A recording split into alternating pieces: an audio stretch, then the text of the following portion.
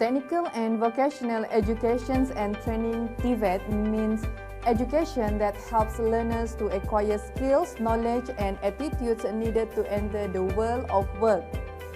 How to meet this challenge? Well, we know debates around teacher competence in TVET always indicate trends towards greater professionalizations of teaching cadre.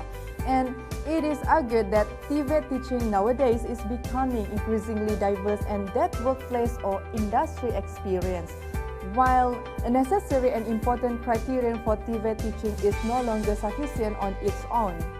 The deepening of knowledge base on which TVET teaching rests in terms of both content engagement and pedagogic engagement is the basis for move towards increased professionalizations.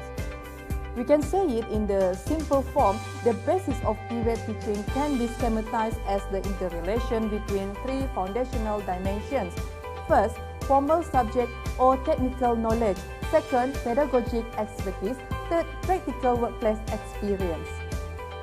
Okay, let's have a look first in terms of subject or technical knowledge base. We see in most countries there are different qualification pathways for the teachers of vocational subjects in TVET institutions, with the requirement of bachelor's degree always as the main distinguishing features between the different tracks. Teachers of general subjects in TVET institutions tend to follow the same degree qualification pathway as teachers in the academic schools. Secondly, pedagogic knowledge base. TVET teacher must be a range of entry teaching qualification from postgraduate teaching qualifications and associate degree or degree to various levels of certificates and diplomas.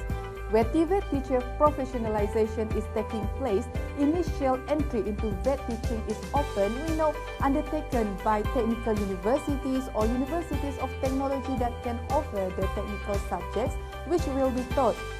In both the latter instances, specialist vocational pedagogy is the remit of colleges. Lastly, about practical workplace experience. This includes a regular contact between TVET institutions and workplaces, also twinning arrangements involving industry and unions more closely in defining teachers' future roles. At the same time, work placements, internships, and practical training periods in companies are among the recommendations most frequently cited. Of the three components of expertise I mentioned before, practical workplace experience continues to dominate as the central tenet of the TVET teachers' repertoire, and it is perhaps a retrospective yearning for operational expertise gained at the point of production in work itself as the basis for vocational teaching and learning that foregrounds the need for practical workplace experience. This is not to say that there is not a concern about improving teaching through professionalization based on formal teaching qualifications, but learner diversity in contemporary TVET institutions is clearly a long way from the homogeneous relations of socializations into craft of days gone by, and teaching is recognized as crucial for enhancing learning for all students. Alright, we see now actually a decentering of a teacher may provide us with a semblance of democratic, learner-centered, experientially driven, outcomes-based pedagogy, but it evades the knowledge questions. Without access to knowledge in all types of TVET curricula, the ideal of a learning progression continuum that leads to career advancement and mobility will remain elusive. When TVET teachers understand their subjects or fields of expertise in general procedural terms, they teach procedurally. But when they understand their subject or field of expertise as based on its disciplinary antecedents, its applied knowledge base and its repertoire of skills and dispositions, they also will teach in the manner attributed to the established professions. Paradoxically, when they do so, their practice most likely resembles that of the old master artisans as pedagogists.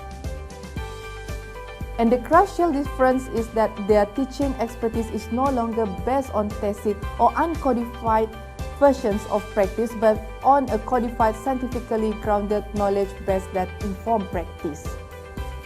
Yes, TVET teachers need to have subject knowledge. and they must need to know how to teach that subject and how to construct a curriculum.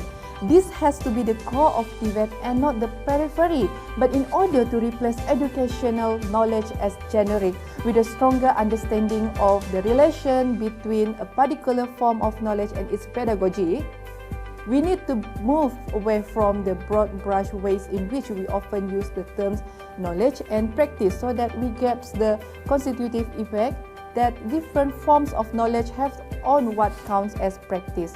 Only then we will be able to conceptualize educations in general and TVET in particular in ways that avoid low-quality education as poverty trap as the endpoint destination of many young people in different countries.